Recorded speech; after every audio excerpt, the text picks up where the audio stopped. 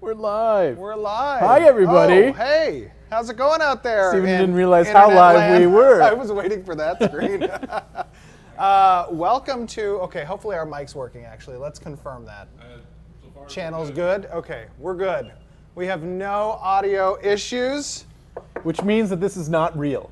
This is just a dream. You're inside of a dream. Yes. Yes. Yeah. No, it's been How many layers deep are we? That's a good At least question. 4. When's the kick? Good call, good call. Welcome back to our normally scheduled broadcast. We're here with a pretty significant update. I'm going to show you guys a lot of stuff today, working towards our Alpha Zero launch December Yes. 15th, which Coming along. is coming along well. Yeah, it's going pretty good. It's a little surreal, actually. I don't know. I mean, it's just like, hey, we're in full swing for Alpha Zero. We're going to have a lot of people testing from their homes. It's gonna be nice. Which is terrifying. Why is it terrifying? No, It's always great. hard when you let something out into the world. Yeah, you that's know? true. Yeah, letting the baby like, go. Go ahead. Be free. They're not gonna have you sitting over their shoulder this I know. time watching I know. them play. Kind of narrating it too, right? Well, yeah, we might be narrating it a little bit. No, but we're excited. We're having a lot of fun. We're getting a lot of stuff done. And actually, we have some cool announcements that we're going to share with you guys too. We have a couple of upcoming events before Alpha Zero launches. That one for Halloween. Yeah. We're going to have some fun come Halloween. Yes, we have actually, I think we have 1, 2, 3, gosh, I think there's 4 events that we have scheduled for Halloween. And submissions are, we're going to announce this on the forums actually after this broadcast, but submissions will be available from today until the 30th at noon. And then we will have our next live stream on Halloween day. Cool. So October 31st, where we will announce the winners. Yep. We have some. Should be a good time. Yeah, it should be a fun time. We have some Alpha Zero keys that are going to be distributed to some first, second, third places for each of the categories, and then we're going to show them on the stream. It's going to be a lot of fun. Actually, we have some of the images. Let's show up the first one. We have so this is our Hallows Eve celebrations kind of splash thing. When you submit your submission, you're going to use the hashtag Ashes of Creation hashtag. And the first thing that we're going to do, obviously, is going to be a costume contest. So we're going to have everybody out there in the community kind of make your best. You're formally invited to the Intrepid's costume ball. You're going to make your best costumes possible. You're going to submit them on the forums. And then we here at the studios are going to pick our favorites in certain categories. I think there's funniest costume, scariest costume, and overall. I'm just kind of, I should have written this down. Yeah, I don't remember that. But it will be on the forum page. And then we also have best story. We have a story night that we're going to be doing as well. So you can share your Ashes-related stories. And then we have our, there we go, fan art. We have some fan art also that we're going to be taking submissions for, which will be shown on the stream, the winners of that. And last but not least, we have a pumpkin carving contest as well. So we're going all out for Halloween. Yeah. Hope you guys have fun with it. Yeah. I can't wait to see what comes back to us. I know, it's going to be a lot of fun. I'm sure many great memes will come out of this in the community. Our community never fails to succeed beyond any of our wildest imaginings when it comes to memes. Absolutely, So. I totally agree. And then another huge thing that actually some of the devs here in the studio are going to be participating in is the Extra Life Gaming for Charity on November 4th, which is a Saturday, coming up soon. We have a few devs who are going to be participating, and we'll put this on a post as well. I'll give you some of the names who are playing.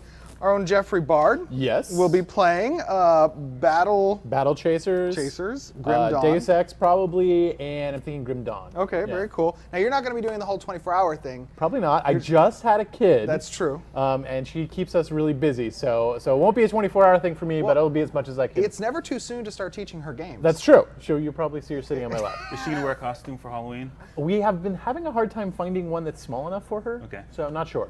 Okay. Akil will not be joining I us. will Extra probably Life. not. We'll see. We'll see. Joshua is going to be going the full 24 hours He's hardcore. with Peter Pallone. And I will also, let's see, Joshua and Peter will be playing Bloodborne and Cuphead, as well as another. Oh my God, That'd be I'm jealous. Good. A good couple games. Yeah, a Yeah. few other games as well. Fun to watch. And again, for those of you who are unaware, Extra Life is it's a gaming session by people either in the industry or just gamers in general, kind of playing for charity. And these charities are children's hospitals there's over 160 different participating children's hospitals, I believe. They've raised so far since they started back in like 2000. Gosh, don't quote me on this. I think it's 2009. Yeah. $30 million for charity, which is an awesome cause. It is, you're playing games and helping kids at the same Yeah. time. So it's really cool. So yeah, we have two 24 hours. That's Joshua and Peter. I'll be playing for 24 hours. I'll be playing Civ, Han, StarCraft, and Divinity 2. Divinity 2 I'm excited to watch. Yes, Divinity 2 will be fun. We have Matt Broom is going to be playing Company of Heroes. We have Alex Kudoli is going to be playing Civ and Divinity with me. We have Keith Kovacs playing Rocket League. We got Tristan Snodgrass is playing Rocket League. And Sam is playing Mass Effect Andromeda, Dragon Age, and Witcher 3. So those are the devs here at Intrepid Studios that will be playing for charity on November 4th, this Saturday. You can tune in. Not this Saturday, upcoming Saturday. You can tune in to the official Intrepid Studios Twitch channel, and you'll find links to everyone's streams. And you can also check on the forums for that as well. So pretty excited for that. All right, we have some cool updates for you with Ashes of Creation, working towards that Alpha 0 in December. And why don't we go through taking a look at some of the images, and we'll just kind of talk about them as they come up. So here you can see a portion of the level. Now this level has a large river that runs through it. It's kind of pervasive in the entire zone. And there are as we discussed last stream, there are 4 distinct climates that are present in this zone, ranging from the desert to floodplains to a temperate kind of foresty area and into the mountainous snow area. So these are some very early work in progress pictures of the zone that will be available. It's a 4 kilometer by 4 kilometer play area that Tristan is working on right now. You can see that forest, that kind of autumn environment. These zones are actually going to be, players are going to be running through it. They're going to be leveling from 1 to 10. They're going to see creatures throughout the area. I think we have like 16. Oh no, wait. What do we have? I think we have almost 24 distinct modeled creatures for this zone from 1 to 10. And I think with progression from the nodes, that comes out to a little over 60 distinct stat blocks based on how they level with, at least I was talking to Joshua. It's something like that, but yeah. Yeah, so that's pretty cool. Here we have some of the Empyrean, looks like village assets, a watchtower. There will be workable nodes that are present in Alpha 0.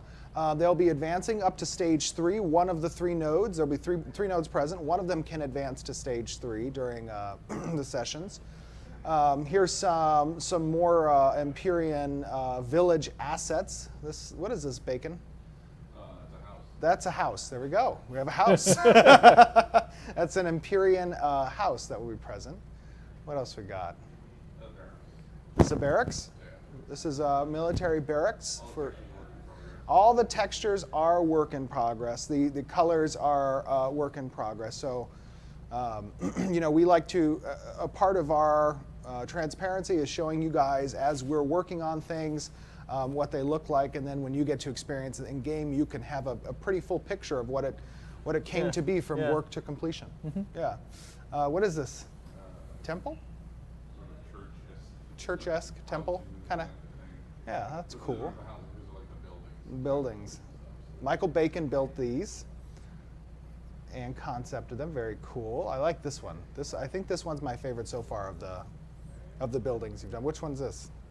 Like a market? Inn or something? Cool. Very cool. Yeah, these look great. So these are the Empyrean Village stage assets. Another thing you're going to be seeing that we've discussed last time was that starting area is going to be the Pyrian elves starting area. So Yeah, and all these are just screen caps. Hopefully, we'll get some videos up to you guys relatively next stream. soon. Yeah, I think but I really can't tell you how awesome they all look in game. I've been having a lot of fun wandering around. If you thought that our PAX demo looked good, Alpha Zero is going to kind of blow that out of the water. Oh, so, yes. We just mentioned that bacon really looks very nice.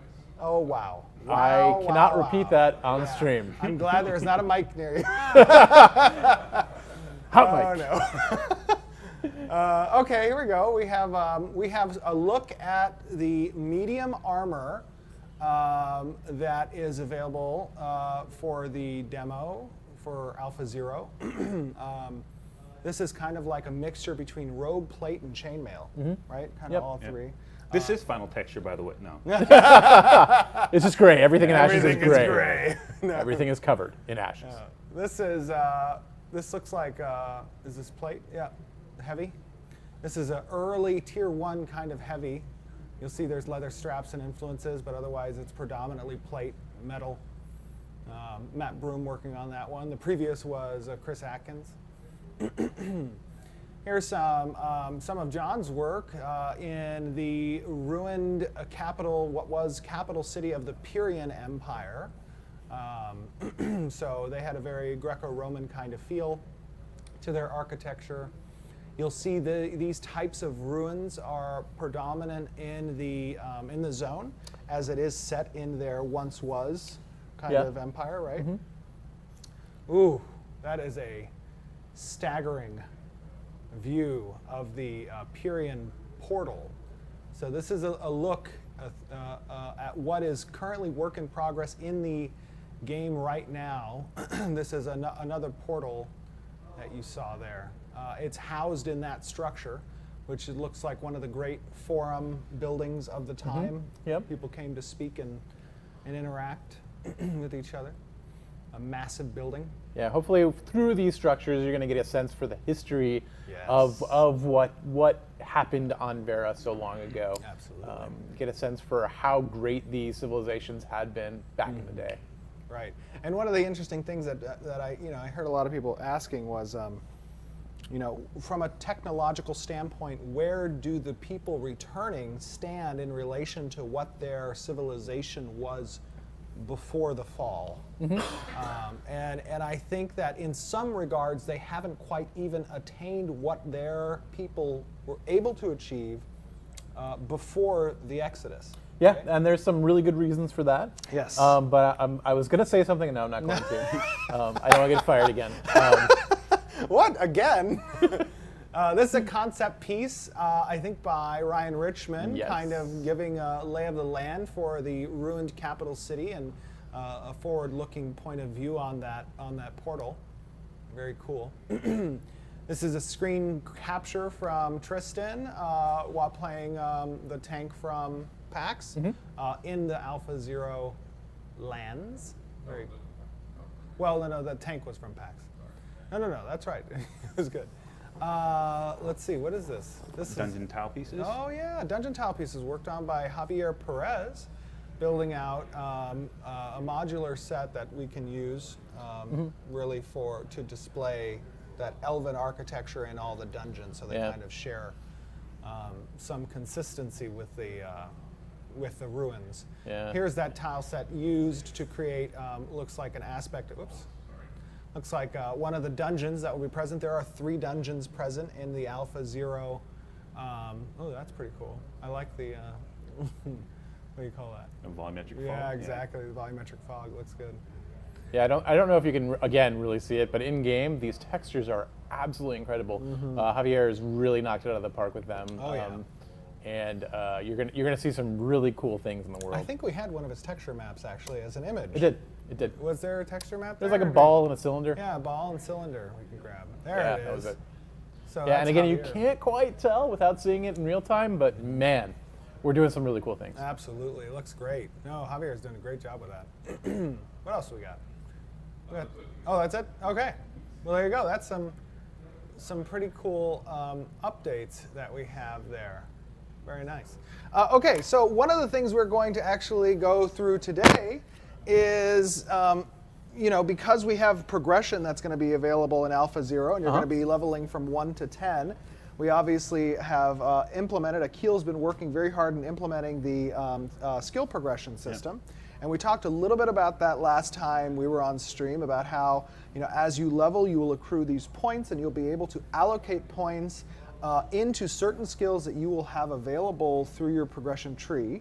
And then as you allocate them, you can further allocate points into skills to upgrade their abilities even further. Yeah. And we're going to go over a little bit today on the 4 archetypes and the skills that are available. Now, some of these, we're using the skills that were at PAX, and then we're doubling the availability. Right. Different skills. And right? some of them changed a little bit Yes. to Progression. fit in some different buckets and to break them up to give some progression. So, so even the skills from PAX are going to be a little bit different. Right. Absolutely. And again, whenever, obviously, as we've said many times before, being as transparent and open in this development as we are, things can change. They will change, absolutely, during our different testing phases. So take all of this with a grain of salt, understanding that we're going into our first testing phase with the public, and we love feedback, and we hope that we get some good. And also keep in mind that these skills don't necessarily fit into progression the way it will be at the end. We wanted to make sure that we gave people a lot of interesting things to do, and that means pulling some, maybe 50 level abilities from kind of Down the to topper level 10. tier and pulling them down to the bottom. So yeah, don't take this as any sort of progression gospel. This is not what 1 to 10 will look like at Right. launch. Right. Yeah. And I will tell you something that I know a lot of people will get excited about is before Alpha 0, before December 15th, we will release the full list of names for all of the class combinations, for all the archetype All combinations. 64. All 64.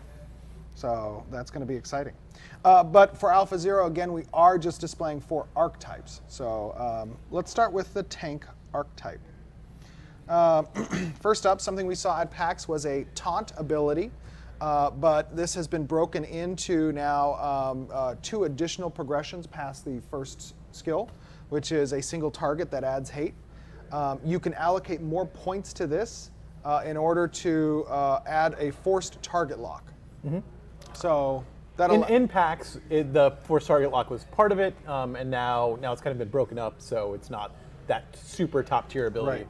You'll have to build to that. Additionally, you can add more points to unlock the second ability, which adds hate over time per tick. Yeah, so it continues to add that hate for the tank, which is important. The battlefield wall was present at PAX. Summons a wall with a stun.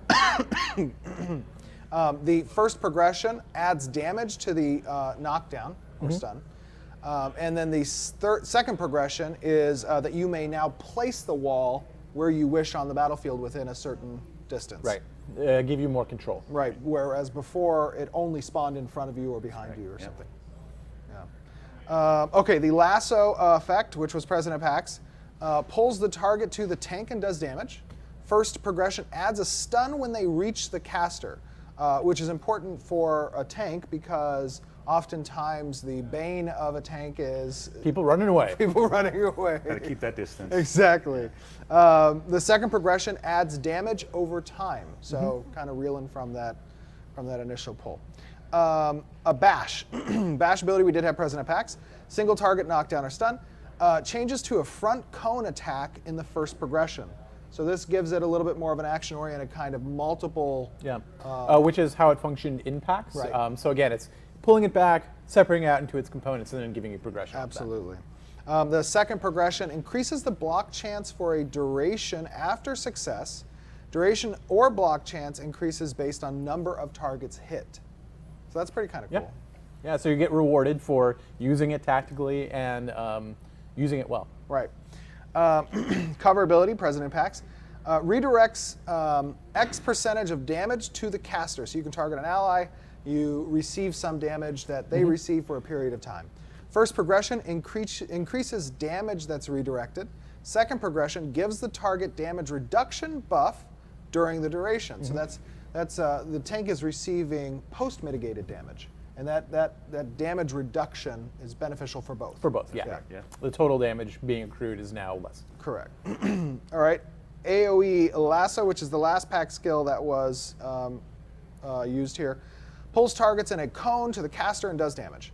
First progression, if you add more points, adds target lock and hate. So all targets pulled, now target lock you, hate is increased. Second progression, it increases the arc radius to 360. So it's absolutely everybody around you. Right. So Yeah. it's no longer you directing that cone, it's everything within range. All right. So added new skills for. Getting a little loud back there. A little bit rowdy. A little rowdy. People having too much fun. Yeah. Added skill for Alpha Zero, Ultimate Defense skill. So it increases your physical and magical defenses, as well as immobilizes you. It slows you down. Yep. Right, slows you down, or slows you down. First progression, receives increased healing from outside sources while active. Second progression, breaks crowd control on cast and grants invulnerability to crowd control. Yeah, and this is another one of those ultimate abilities that uses focus in order to drive it. So again, it's one of those things you pull out when you really, really need This it. isn't something you're going to be spamming. Right, Yeah. absolutely, yeah. Okay, a crowd control break. So first use breaks non-animated knockdown crowd control effects. First progression increases resistances to crowd control effects. And then second progression, gain focus for each CC effect that is cleared through this use. That's pretty cool. Yep. Yeah. So you come under control. Right, you might want to wait a little bit, see what other things pop up on you, Exactly. and then counter with a very strong return. Yeah. Yeah, for these our control effects are, when he says non-animation, he's talking about knockdown is our animation control effect. But then we've got root and snare Stun and and stun slow. Yeah. And we have Bleed.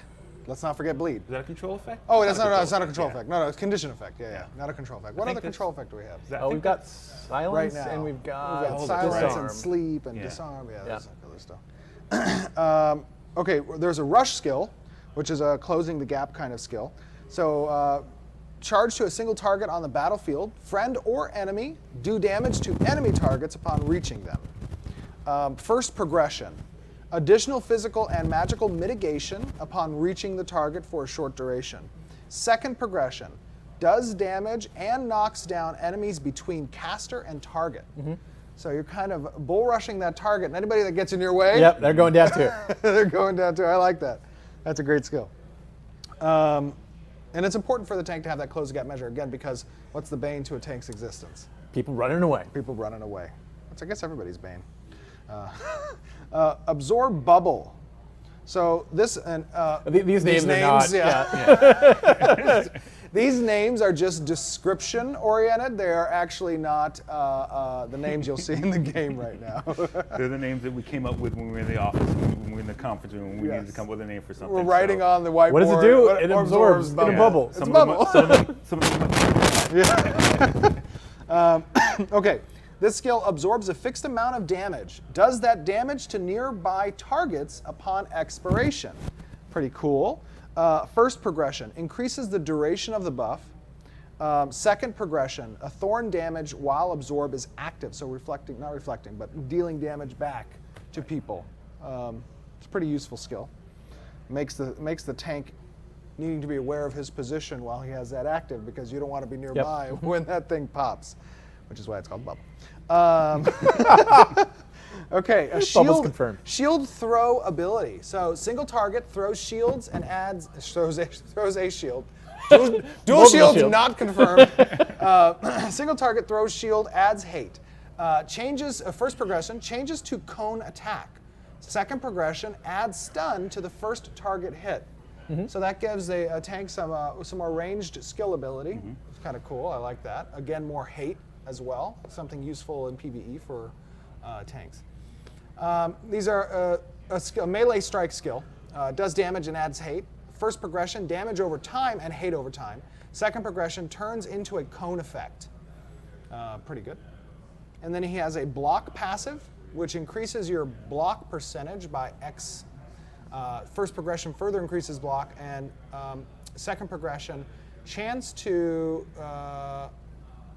deal weapon damage on a successful block. So kind of like a like a repost. right. Yeah. Yep. Yeah. Armor passives. Heavy armor passives increases armor given by heavy armor, further increases armor given by heavy armor first progression, and then third progression, each piece of armor added gives health percentage bonus to the tank. So those are the skills that are going to be present in Alpha 0 for the tank archetype. These skills are, as we discussed last week, situated in a progression system that requires a number of skill points spent in a certain way before certain skills become unlocked, right?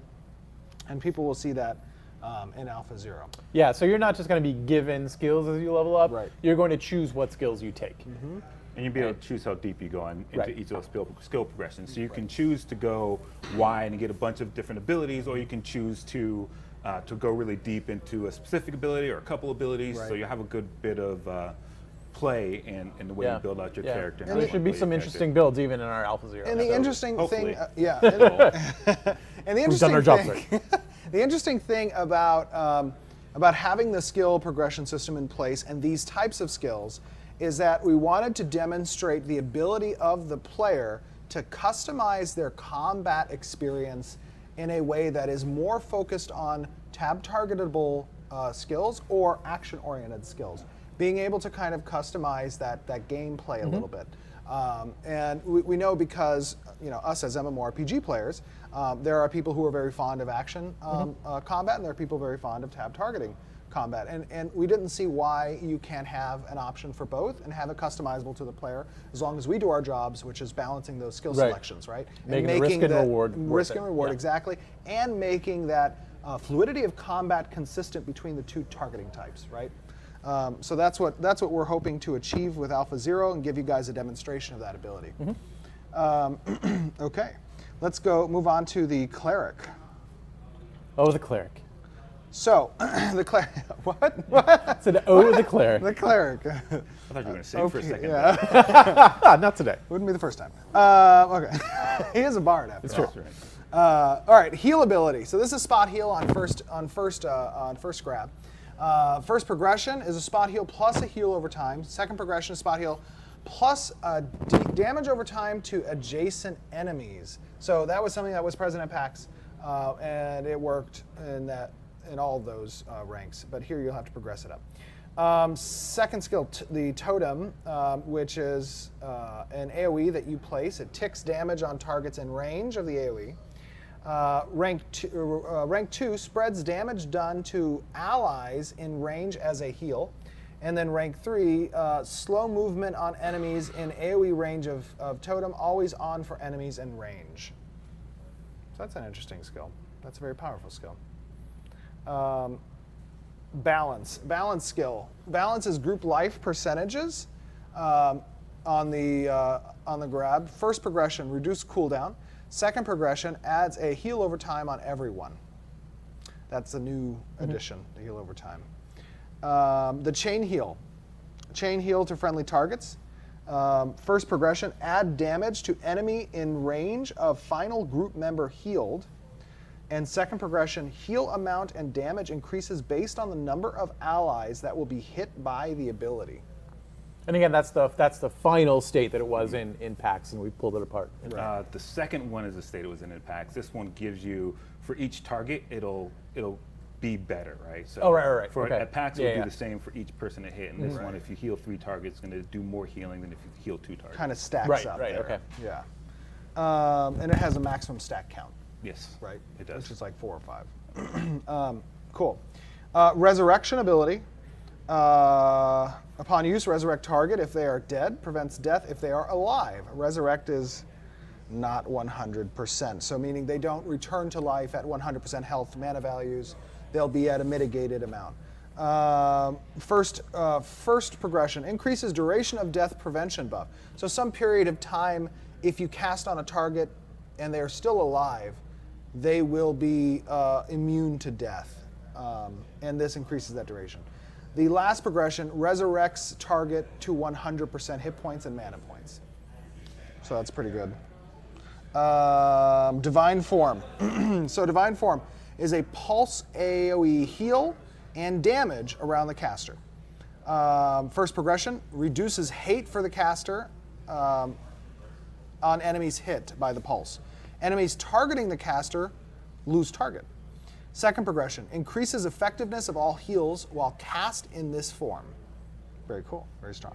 Okay, new skills that will be present for Alpha Zero. Proximity Chain Stun. Chains enemies to a center point. If enemies leave proximity of the point, the chain breaks and they are stunned. Chain is only applied when the ability is cast. Rank 2, so the first progression. Enemies that are chained take extra damage from all incoming sources. Yep. From all incoming sources. Second progression. Allies in range when chain is cast gain extra health from heals. That's a pretty strong ability. Cleric, man. Why? Oh, the cleric. Oh, the cleric. Now I see why you say that. Oh, no. Okay, Banish. I like this one. Teleport target a distance away from the caster. So you select an enemy, and you push them, teleport them out away from you. First progression. Negative hate to enemies cast. So decrease hate threat from those enemies. And increase the distance. If the target is currently targeting the caster, target will clear. Second progression, snare to enemies that are banished. So you port them away, and then they're slowed. They have a harder time getting back to you. Nice. The tank hates that one. Oh, cleric. Join me. Join me. Okay, soul paralysis. Like you said, names are work in progress. Okay, channeled lockdown of a single target. So you target an enemy, and you are both kind of held in place, right? Okay, so first progression. Increased disable defense while channeling. So this is increasing your resistances to being disabled. And then second progression, caster takes reduced damage while channeling. Pretty strong ability. So that's giving the caster the ability to lock someone down. But it also takes them out of the fight, Right. so it's a little bit of a It's a little bit balance. of a give-take. Life Bolt. So deal damage to enemy based on the caster's missing health. I can just see a party of casters running around with 10% hit points, just life bolting things. I don't think that'll work out super well for them. I But know, right? One AoE and gone. Okay, first progression is an area of effect. So upon impact, hits multiple targets. And then second progression, slows enemies hit by blast. And that's like a tapering slow, or is it a constant slow? Like, what do you mean? like so. Well, So right now it's just a snare. Just, just a slows snare, down okay. slows down their run speed. that's cool. That's Yep. cool. That's cool. Mana Well. So gain X mana per pulse. X must be either percentage based or based on weapon damage. Okay. First progression, bonus health per pulse. And second progression, allies in Well get physical and magical defensive buff. Strong. I like that Mana Well. Medium armor passive, increasing armor by medium armor. First progression further increases armor given by medium armor. And third progression, if medium armor worn in all slots, gives health and mana, a balance of health and mana, less than the health given for the tank, for the heavy armor. Mana pool passive, increased mana pool. First progression, more increase to mana pool. Second progression, every Nth cast, I think, is what we say. every X cast is Yeah. free. Yep. Clerics. All right. Okay, let's move on to the mage. And then I think we have some questions after this. Oh, no, wait, we have the the ranger ranger, too. right? Okay. So, mage. We saw in Pax the Fireball. First grab, it is a single target. First progression becomes a burn. And second progression, it is an area of effect around the target hit. Ice Prison. Stops target movement. First progression adds damage over time. Second progression snares after root breaks. That's a pretty good one. Lightning. Line template, area of effect. First progression, it adds damage over time to target's hit. And then second progression, chains to nearby enemies that are not, it's not an AoE, so it's going to be similar to the chain heal from the cleric, right? Right. for So enemies. the way this works is everyone who gets hit by the line, anyone who is outside the line has a chance to get a bolt jump to them. R2, nice, I like it. Blink, teleport out of danger. First progression clears targets and aggro reduction. Second progression clears crowd control. Ooh, CC break, that's nice. Mirror image, first rank, evasion buff. First progression, increased duration. Second progression, bonus damage while buff is active. So that's kind of a dual dipping, defense and offense there. Pretty good. It didn't do that for packs, right? The increased damage. Earthquake, damage in an AoE line template. First progression adds knockdown. Second progression reduces focus costs and cooldown for the skill. It's pretty good.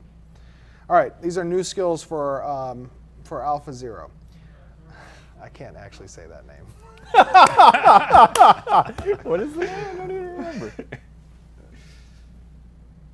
Oh my God. Yeah, don't say it. Okay, sorry. So this is a, we'll call this skill Mage's Private Sanctum. That'll work. Yeah. That'll All work. right, okay. So on use, targeted party member, and can be self, is removed from combat for duration. It sends them to some extra dimensional location or something. Just removes them from the world. They're off the place. They're off the play mat. First progression, banished target gets extra mana while banished. Second progression reduces cooldown. So you see your friend or yourself is in trouble, right? Or there's some impending Doom. And you pop this skill and you're gone. Yep, you're just gone. Just for a period of time. You just you don't can't exist. interact with people, they can't interact with you, you're gone. Okay, portal. Create a portal under the caster and place the second portal in a location picked by the caster. Portal will only work for a certain number of players, and I assume they must be in party probably. We were talking about using it offensively. Really? Yeah. That'd be interesting. One of my favorite things to do right now, since we've got spell descriptions but they don't show up anywhere, is I put in little like secret messages and all the spell descriptions. And this one is, I think the text is currently, now you're thinking with portals. Yeah. Nice, I like that. Okay, first progression increases range. Second progression, using portal reduces threat and clears targets. Very nice. Ice sheet. On use creates an area where enemies are knocked down. First progression, snares to targets in area.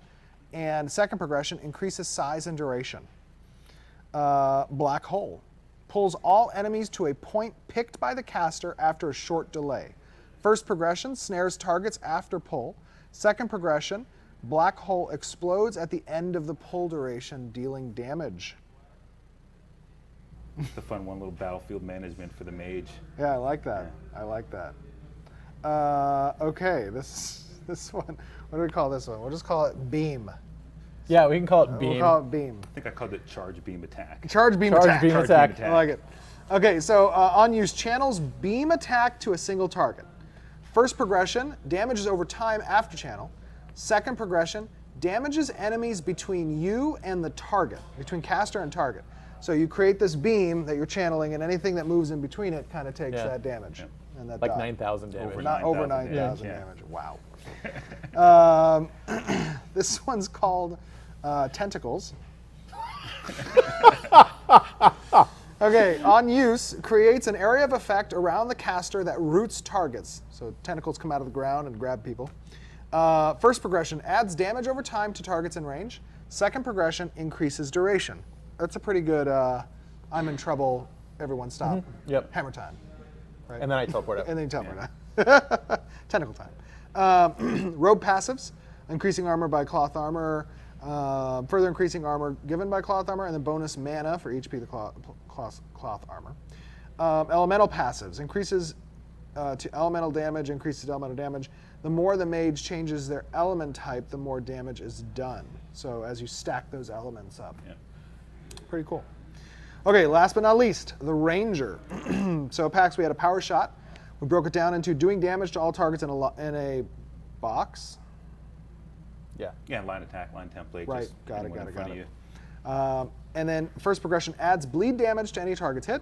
Second progression splits into a fan of arrows, cone radius, and increases based on hold duration. So the cone radius increases based on the. I'll show you this one later. It looks so pretty- cool. Does it look good? Yeah. Looks so I cool. want to see it. And who knows? I just might leak it. We'll see. Foot pin. Roots target in place, adds a bleed on first progression, and snares after root expires on second progression. Marked shot. Reduces physical damage, or reduces physical damage reduction. So grants additional damage from all sources on the target. Reduces magical damage reduction, so physical then magical on the progression. And the second progression is increases the duration of this debuff. Retreating shot rolls backward and does damage. First progression increases max range, and second progression breaks CC. That's pretty good. Didn't break CC before, that's good. Prepared shot. Prepares 2 arrows, combo attacks to 2 more damage. First progression prepares 4 arrows. Second progression, prepared shot works on all arrow attacks. That's a nice buff. Yeah, which is the PAX. Right, implementation. PAX buff. The rain of arrows, also present at PAX. Rain arrows on a target, add movement slow on first progression, adds damage over time to targets in the area on second progression. Okay, jump. This is new for Alpha 0. This is a dash on first use. First progression, cooldown is replaced by charges with individual cooldown. So multiple uses of the dash ability. I like that. Second progression, drop a bear trap in the location that you leave. So we're just gonna have rangers dashing across the battlefield, dropping traps. Yep. I like it. I love that. That is so awesome. A sprint ability. Increases movement speed and prevents activation of abilities. Using an ability ends sprint. First progression, increased resistance to disabled abilities. Second progression, clears CC when sprint starts and removes silence. That's pretty good. Knockback shot. Knocks a target back X distance. First progression, add damage. Second progression, knockdown. Flame line. Shoot an arrow that leaves behind a trail of flames. First progression, arrow explodes upon reaching target, or upon reaching end of its distance. Second progression, enemies take burning damage for entering the flames. Oh, so they have a dot added. They would take damage normally, but this dot now persists. Slice. This is a cone melee attack. On first progression, becomes a 360-degree melee attack, and on second progression, hemorrhage damage, which is Bleed. bleed. Nice. Oh no. Okay, trap. Place a bear trap under. Why has that got to be a bear trap? What do bears do? What do bears do? Gotta watch out for Place a trap under the caster that holds them in place and does damage. Oh, so holds targets in place and does damage. First progression, trap stun instead of root. So stuns instead of root. And then second progression, 2 traps stacks. So you can place twice. Leather passives, or light armor passives, increases armor given by light armor, further increases armor given by light armor. Each piece of light armor increases damage. Ranged passive, reduces minimum range of all abilities, reduces max range, or increases max range of all abilities on the second progression, and third progression increases crit chance. This effect has a cooldown. That's a pretty good lineup of skills. Yeah, no, it's definitely a lot of options. A lot of Yeah. options for 10 levels. I think we're going to see some pretty interesting combinations from those options from players that are going to be participating in Alpha Zero, and we'll see a really good balance, counterbalance kind of interaction between the different builds that are going to be present. Absolutely, yeah, and a lot of interplay between the way classes build and play their builds together. Right. Yeah, and I think we're giving everybody free respecs during this time, so everybody can just kind of mix and match and play with what they want to. Keep playing with it, yeah. Absolutely. Another thing that we were talking about, which we have not confirmed yet, but we are talking about it, and if we can get it done would be great, is an arena for players as well to participate. Yeah, and just kind of see, player versus player, how these things work and how they function. But again, that's more of a stretch goal for us. That is a stretch goal. That is 100% a stretch goal. Yeah. And right now we're stretching. We're stretching. We're stretching. I just call me Armstrong. Yeah, there you go. But no, if we can get that done, that would be awesome to see, how people interact. And if we could increase, I think we announced last stream that the party size is going to be 6 people. Right. For Alpha Zero, and if we could get some, 5-on-5 or 6-on-6 action in one of the arenas, perhaps even roll out one of the new arenas, that would be really cool to have for Alpha Zero. Yep. So we have some questions from the forums that we would like to obviously get to. Holy moly, where has the time gone? It's gone to skills, man. Has it gone to skills? It's gone to skills. I'm so sorry. I know everybody loves to hear about the skills. It's really crunchy. I mean, that was probably the most crunchy thing we've ever done, but Yeah. hopefully everybody liked it. I liked it. There you go. Let me grab these. Okay, where do we put these on? Slack. And we'll get off of there. Livestream. Live stream. Here we go. Okay, so we have a question from Bellowin. Bellowin, one of our community moderators. If a node levels up and takes another node under its zone of influence, will the experience progress on the node taken freeze where it was in moment or God, I can't read today. It's okay. Oh my gosh. We all have those days. If node 1 takes over node 2, will the experience progress of node 2 freeze where it was in the moment of the takeover, or will it degrade to 0? Well, they can keep gaming. They can keep gaining gaming experience in the taken over node. They just can't level past the node that took Past them the parent over. node, right. And there's going to be some. We're working on some node interaction and working on exactly the dynamics of nodes. But that's kind of the concept, right? Right. Right. You can't ever level past your parent, but you're still going to be able to level. So the great thing about pre-Alpha Zero, we had node progression on a singular basis. For Alpha Zero, we're having node progression with interactions of other nodes, right? Yep. And that is allowing us, both from a technical and design standpoint, that we have created the infrastructure for nodes to interact in certain ways. And to answer this specific question, if a parent node absorbs other nodes under it and takes their zones of influence, those nodes can continue to progress in a normal fashion up to where it does not achieve the same level as its parent node. Right. Right? And that follows the chain all the way down. And then it too. follows the chain down. Yeah. Exactly. So if that, let's say, for example, you had a node that was stage 4, and it had a subnode at stage 3. Right. Then that substage node could have a subnode at 2, and then that at 1, Right. and so on, right? And then additionally, And so they're each capped at each kind of chain. How absolutely. That works. And because those subnodes can continue to collect experience until it reaches the cap, Right. right? That is a drain on the parent node. Right. Right? Because the parent node's not getting that experience. It's going into the baby node. Until the baby node gets to where it can get to max at. Right. And then it will divert kind of in a feudal system way to the parent node. Right. It'll go all the way up the chain until it reaches the parent. Right. Trickle up node economics. Whoa.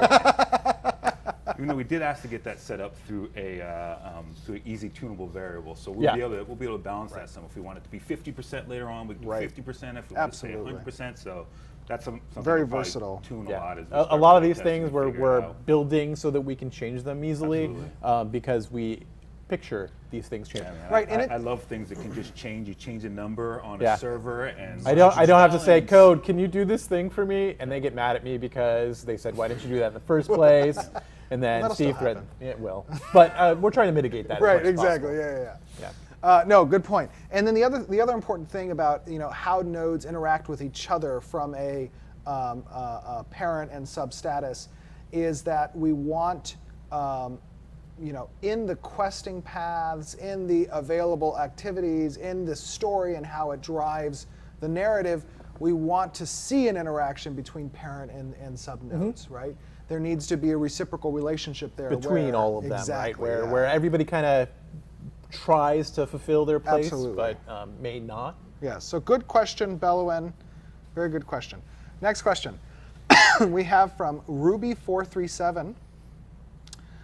We've heard plenty about all the races. We've also heard, I think some people might disagree with that. We've also heard about 4 portals, 1 for each race, which represent a starting area. Will the Tolnar choose from them or have their own starting area? If it's their own, will it be in the Underrealm? Also, to dig deeper on those 4 portals, will those be somewhat close or in the corners of the map? So that's a good question. Yep. And the location of those 4 portals, we're not quite ready to say yet. Right. But there will be some distance between them. And then in regards to the Tolnar, they will have a starting zone that does not revolve around a portal. Right. Because they were always there. Absolutely. Always. But yeah, they will have their own starting area appropriate to them, and it will reflect some of the similar things that and progressions that the other races have. So, Right. yeah, I won't say anymore. And the other thing that we're considering also is just because they don't have a portal-driven starting area, and we have discussed allowing players to choose their starting points. You know, when you come into the world of Vera, you're not the first person there, Right. but you are the first groups of people there, and you will still be able to choose to start necessarily with the Tolnar, Yeah. and the Tolnar vice versa. Yeah, we need to figure out a good way of doing that, Right. But we will. Absolutely. Okay, question from Baconstein. Which is a really great name. It's a great name. I love it. Just in time for Halloween. Are we going to be using a skill tree system, or is the primary secondary class combination system going to be our source for build variations? In other words, will there be much diversity within our chosen class combination?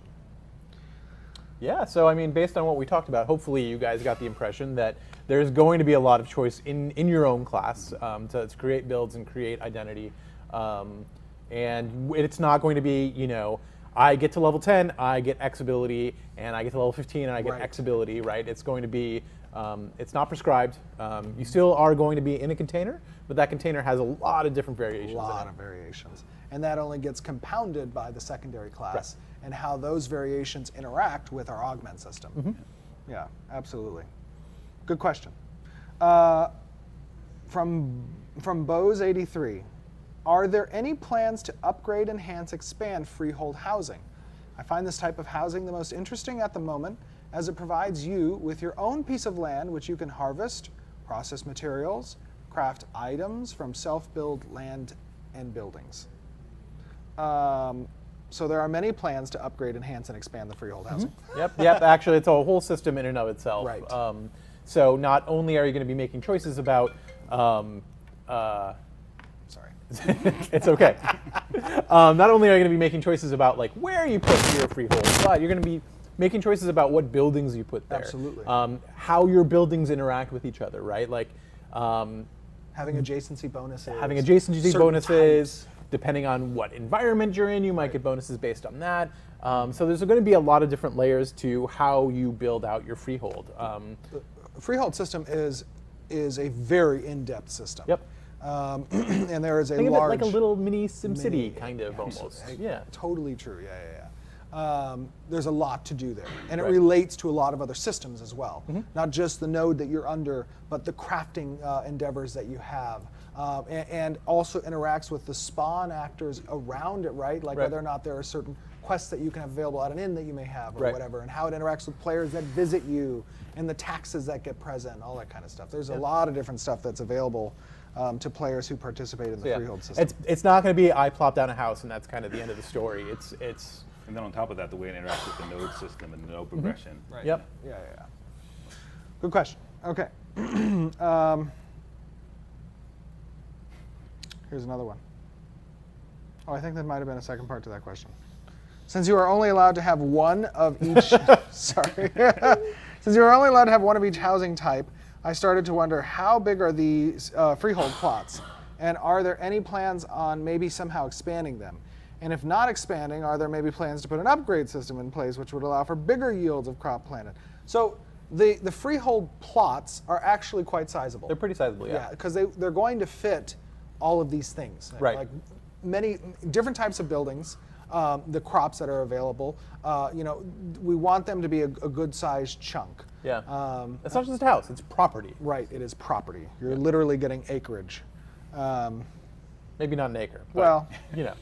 yeah, probably Half not. acre is half- still acreage. Yeah, thank okay, you. There you go. It's a half acre. Yeah, a half acre. That's acreage.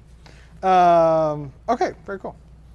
We have, I think, maybe time for one more question. I think there was some more further up in the. Oh, I in didn't see the that. chat. Yeah.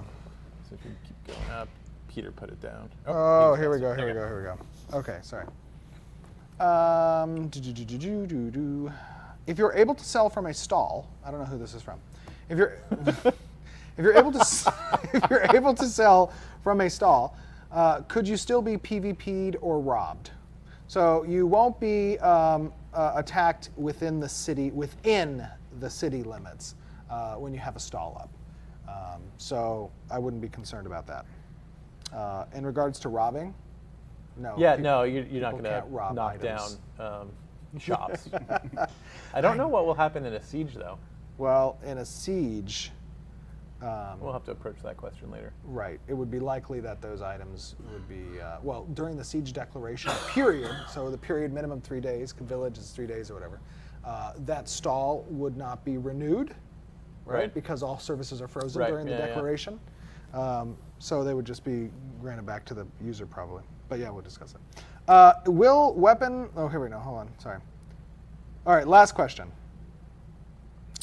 How much of an impact will the archetype's secondary attributes have on skills? More specifically, what changes about a skill once a secondary class is applied beyond an additional effect?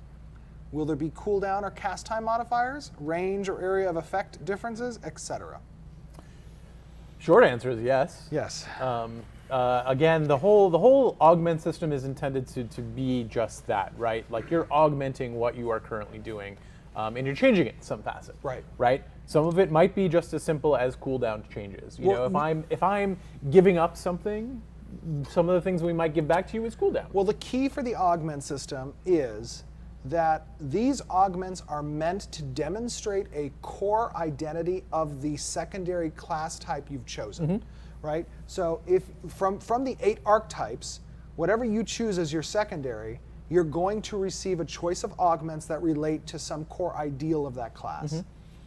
You know, like a tank is about controlling the battlefield, is about surviving. Right. A mage is about dealing damage and elements and mobility and AoEs.